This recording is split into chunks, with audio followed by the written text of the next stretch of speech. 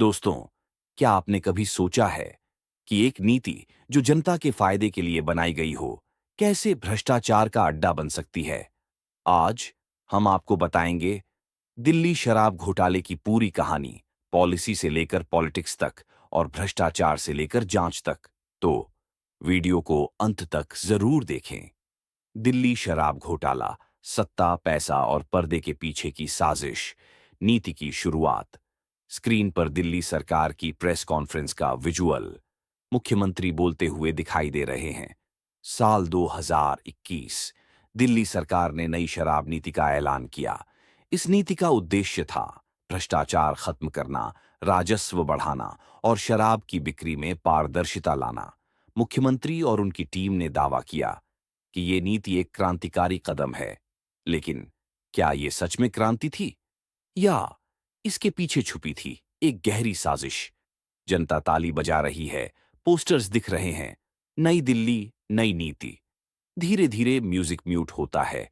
एक high profile meeting का scene, जहां कुछ व्यापारी और नेता बातचीत कर रहे हैं। नई नीति के लागू होने से पहले ही कुछ बड़े शराब व्यापारी और नेताओं के बीच गुप्त बैठकें शुरू हो चुकी थीं। कहा जाता है कि इस नीति को कुछ खास कंपनियों के फायदे के लिए डिजाइन किया गया था। लाइसेंस बांटने से लेकर शराब के वितरण तक सब कुछ पहले से तय था। सवाल यह है, क्या जनता के भरोसे के साथ धोखा किया गया? एक व्यापारी चुपके से पैसों का बैग पकड़ता हुआ, एक पत्रकार लैपटॉप पर काम कर रहा है, न्यूज़पेपर हेडलाइंस दिखाई देती है, दिल्ली शराब नीति में घोटाला।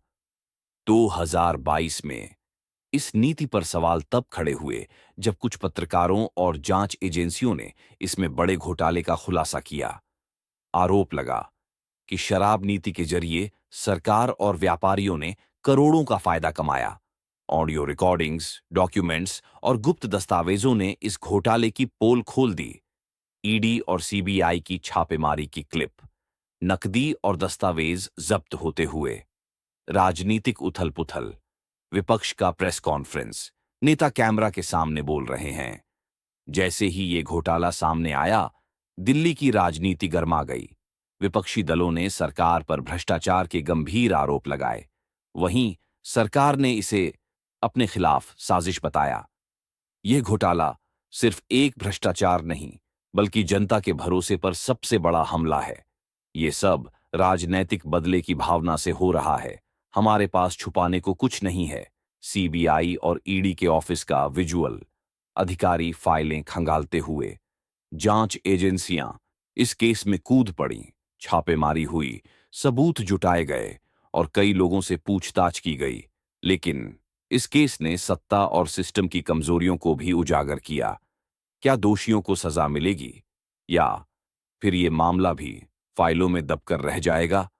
सड़कों पर प्रदर्शन कर रहे लोग, पोस्टर, घोटालेबाजों को सजा दो। इस घोटाले ने जनता के गुस्से को भी भड़काया। लोग सड़कों पर उतरे, न्याय की मांग करने लगे।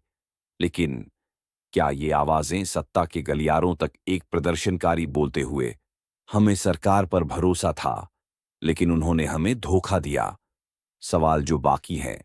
कैमरा स्लो झूम करता है खाली अदालत के एक कमरे पर। बैकग्राउंड में न्यूज की आवाज धीमे सुनाई देती है। दिल्ली शराब घोटाले की जांच अभी जारी है। सवाल ये है, क्या ये मामला दोषियों को सजा दिलाने तक जाएगा, या ये भी बाकी घोटालों की तरह इतिहास में खो जाएगा? ये घोटाला सिर्फ एक कहानी नहीं, बल्कि सत्ता, पैसा और भ्रष्टाचार के उस गठजोड़ की याद दिलाता है जिसने हमारे सिस्टम को खोखला कर दिया है। अगर आपको ये वीडियो जानकारीपूर्ण लगी, तो इसे लाइक करें, शेयर करें।